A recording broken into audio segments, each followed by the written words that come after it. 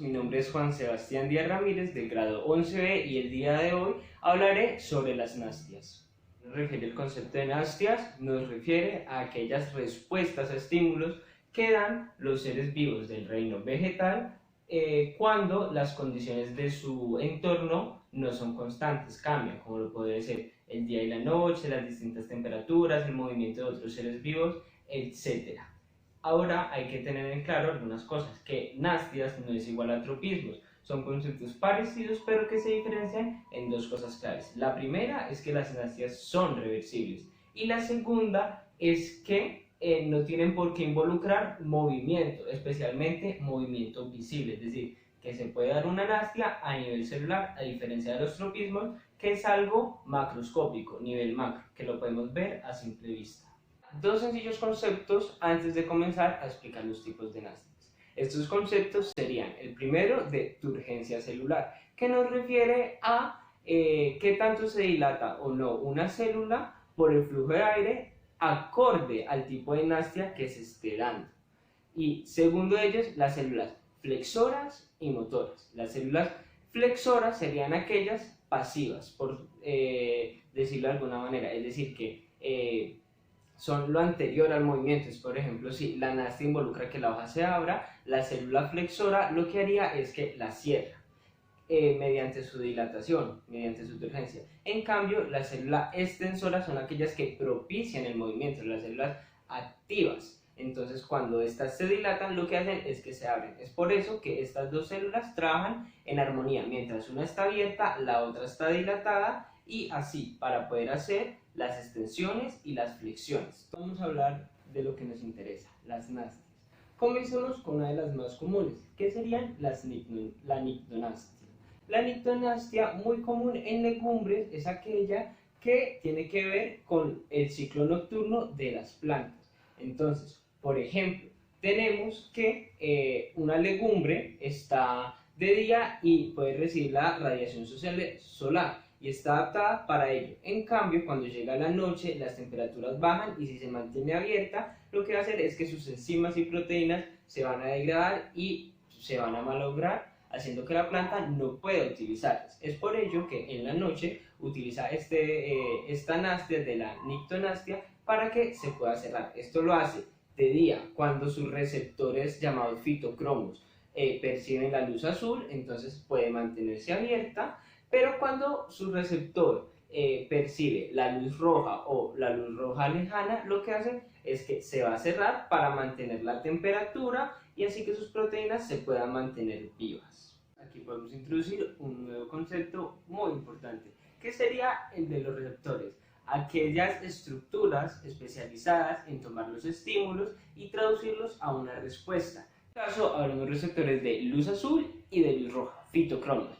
Pero en otros tipos de nastias que veremos más adelante, los receptores varían, a diferencia de las células extensoras y flexoras, que son más bien una constante en todas las nastias. También hay que entender que esta clase de receptores se puede encontrar en muchos lugares diferentes, como lo podría ser el tallo, las hojas, las raíces e inclusive en las semillas, para que ellas puedan entender cuándo es que tienen que realmente germinar. Y ahora, una vez hemos explicado los receptores lumínicos, vamos a hablar sobre la fotonastia, que a diferencia de la nictonastia no está relacionada con la noche y la falta de luz, sino que está relacionada con la llegada de la misma y es utilizada por cierto tipo de flores, de plantas con flores, que al detectar que la luz roja lejana comienza a surgir y con ello la llegada de la luz azul, lo que hacen es que abren sus capullos para poder recibir la radiación solar. Es decir, que son procesos inversos. La nictonastia hace la nastia hacia la noche y la fotonastia hacia el día, la llegada de la luz y la ida de la luz.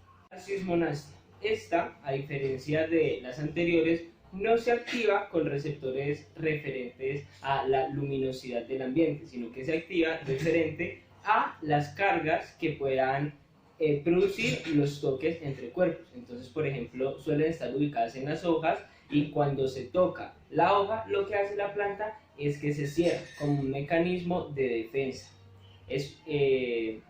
También puede estar ubicada esta clase de sensores en los tallos y en las flores.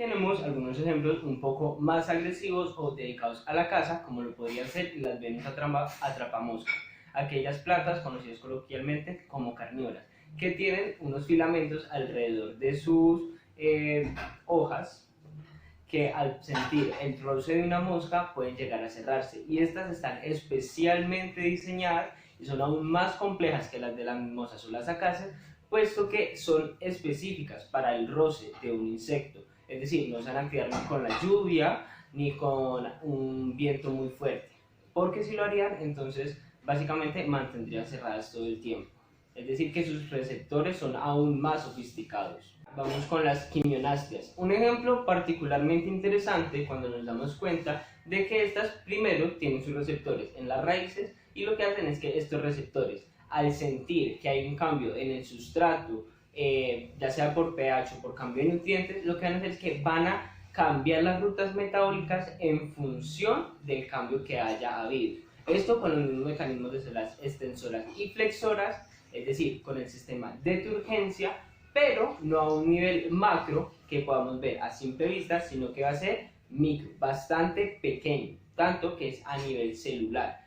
Y por eso es aquí cuando nos damos cuenta cuál es la verdadera diferencia, y de manera más evidente con los tropismos. La hidronastia. Esta nastia hace referencia al cambio de humedad que hay en el ambiente y es muy utilizada y bastante común, más común, es decir, es casi en todas las plantas.